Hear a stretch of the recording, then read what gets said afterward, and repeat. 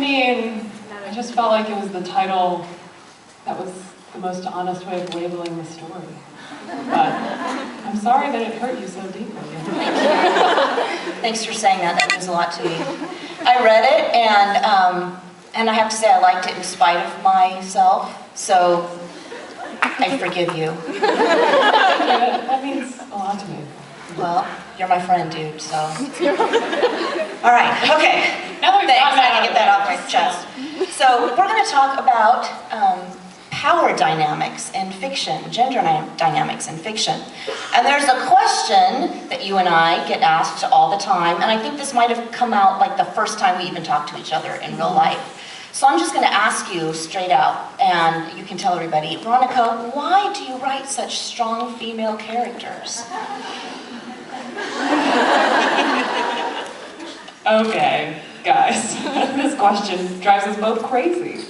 And the reason is because I feel like it's just as reductive as like the damsel in distress stereotype in certain ways, in that it tells you that a female character, in order to be worthy of your attention and worthy of your sympathy, has to be strong. And usually when we say strong, we mean strong in a physical way. So like a man, for instance. Like we want a man to be strong. Same ways. I mean, and we'll talk a little bit about why that in itself is also harmful for men, but we'll talk about that later.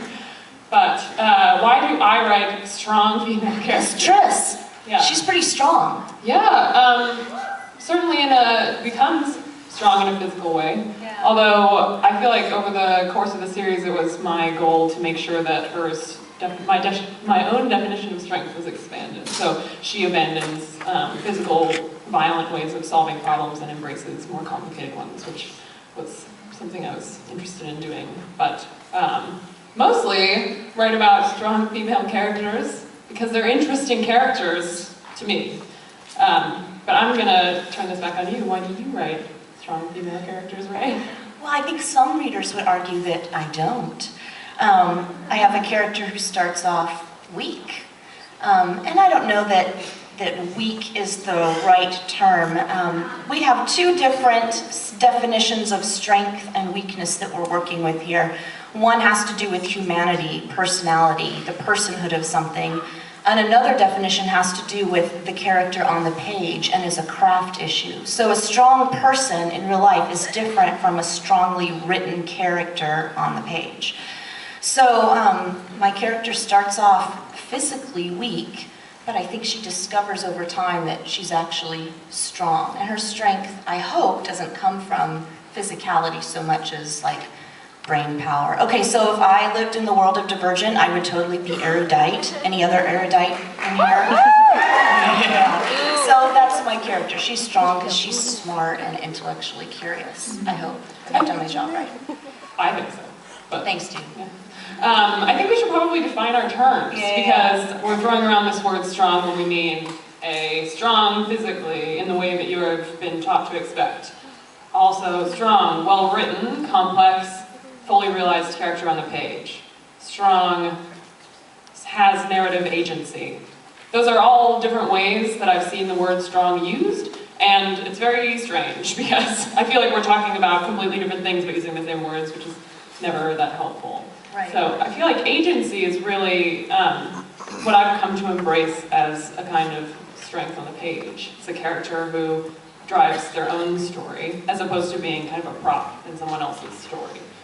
But I don't know what you think. Yeah, another way I like to define strength of character, especially when I'm reading, is a character who overcomes something, which means by definition that they experience a moment of weakness or a long moment of weakness. And I think you do this a little in book 2 with Triss. I'm going to be really vague for all 2 of you who haven't read Insurgent yet. But, you know, she's kind of got some PTSD going on, like she's afraid to use a gun, she's feeling guilty for some really hard decision she had to make in the first book. And Suzanne Collins does this too. Any Hunger Games fans? So for all 2 of you who haven't read the second Hunger Games book, there are also moments in there where Katniss is really struggling because of everything that she's gone through. And I think there's even a moment where she goes and like hides in the closet for a while. That's Mockingjay, yeah. Yeah, Mockingjay. So does that mean she's weak? I don't know. I don't know. We don't think so. I'm hearing no's. I'm hearing a lot of no's. Okay, Vulnerability does not hear. equal weakness, is what we are. Yeah, I think that's where I was going with that. Thank you. Yeah. So she has to overcome that, just like Tris has to overcome that. And that's what makes good fiction to me, is when a character has an issue, especially an internal, personal issue that might make them make some bad decisions even at first, but then over time they overcome that. To me, that's strength, because anyone can just have no problems. Right. That's not strong. It's impossible. So, in real life, who is the strongest person that you know? Oh. Well, okay, let's get sentimental here. My mom, I think. Yeah. My mom is the inspiration for Tris's mom, really. That's the only character that I've ever inspired by a real person. But my mom, throughout my entire life, was just a selfless, very giving person. And sacrificed, everything for us, me and my 2 siblings. But then when I got older and I started hearing about her life story, I realized that she had made a lot of really bold decisions to protect us from certain things that were going on around her. And that she had been, I guess, in a position where she didn't feel like she was respected or that she respected herself. And eventually, so that was kind of like a weak position almost, my mother, allowing herself to be that way. But then she took us out of that situation, and she also took herself out of it, which is just like bold, like strong woman. So she's been my model for strength personally.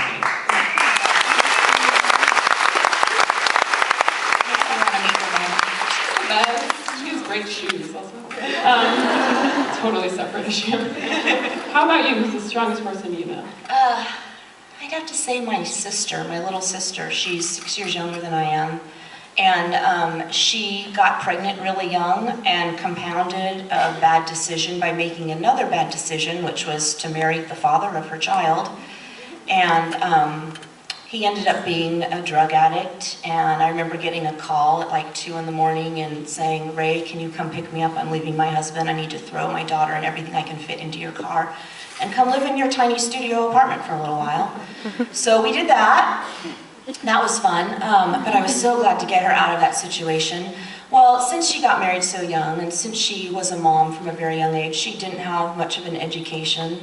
And so getting a job as a single mom with no work experience was really challenging for her. And it's been about 10 years now, and that's still really challenging for her. But gradually, over time, she is picking herself up by her bootstraps, and she's plugging forward, and she's raising this child all on her own on a very small amount of income. But she does not give up. She refuses to give up no matter how many times she hears no in a job interview. She just keeps going for it. And she inspires me all the time. I feel like my job is so much easier compared to hers, So the last book of my trilogy is dedicated to her. She was the first person in my life who said, "Yeah, Ray, you can do it. You can be a published author." And she said this coming from her own place of misery and sadness. She still had enough strength to encourage another person, so.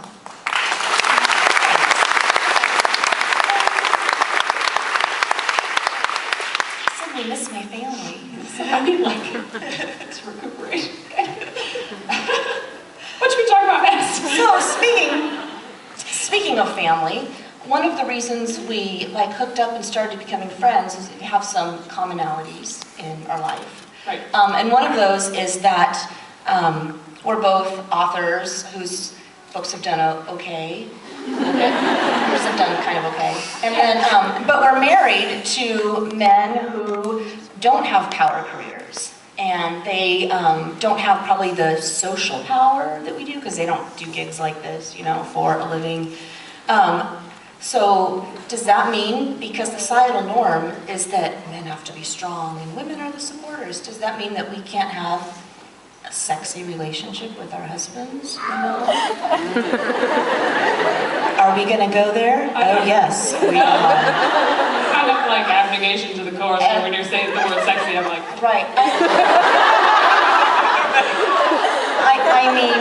I mean romantic. Romantic is fine. That's totally what I meant all along. Just give each other longing looks, that's all we do. Yeah, me too. interesting you bring this up, because to me, the relationship between Elisa and Hector, in your books, hey, I feel like I have to be really careful talking about this because it's like kind of a spoiler, but are we just gonna like let that go? Yeah, I think for the first book especially, we have to kind of let that go, because, yeah. So we'll be as general as possible, but no guarantees on first book at this point, I think. Yeah, although I am spoiling the second book, I guess. I forgive you again. Okay. But I wanted to talk about this because Elisa is always in a position of power since she's, a ruler. So any man that she gets involved with, unless he's a fellow ruler, is kind of going to be unbalanced in terms of social power. So I'm wondering if you ever thought about how to handle this dynamic and also the chemistry between them, given that people expect a sexy man to be the powerful man in a heterosexual relationship. I think you meant romantic. What? Not sexy.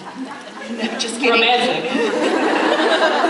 Oh, yeah, no, I did that very much on purpose. I think we live in a world where it is not uncommon for the woman in a relationship to have more social, financial power.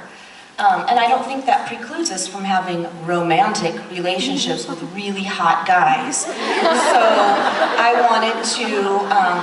I just wanted to show a power imbalance where the woman was stronger. But that whole social norm, I have to say, it makes me deeply, deeply uncomfortable because it's very heteronormative.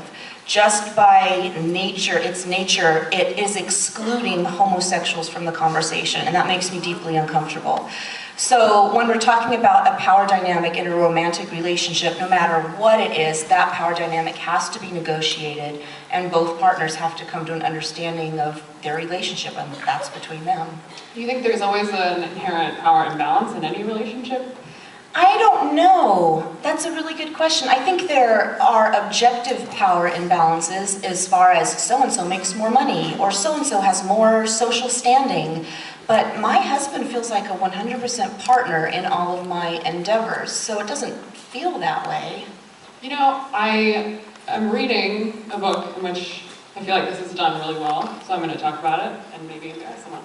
That's good. So Marie Lu's Legend series. Anyone read it? Day, our lovely male protagonist, starts off in a position of unequal social power, but that changes throughout the series as he becomes more and more important to the government of his country. But he's kind of governed by his heart. They're like the head and the heart, June and Day, I think. I'm just going to analyze this book for you. And he's ruled by his passions, sort of, but they make him strong, very strong. June is more of a logical thinker. She's got this instant analytical approach to everything that she looks at, and it's wonderfully handled in the text with these parentheticals that are here's my analysis of this is how tall he is, and these are the things that I notice immediately. It's really wonderful, sort of machine-like. And they hold, I think, by the end of the series, sort of equal social power, and that makes their relationship dynamic very interesting. So I think it doesn't have to be imbalanced, even if it's different. And interestingly enough, in that particular relationship, we think of women as being ruled by passion and the heart, and men as being a little more hard-nosed and logical. But this series kind of reverses that expectation, which is wonderful. So I recommend it. Yeah. Well, to embarrass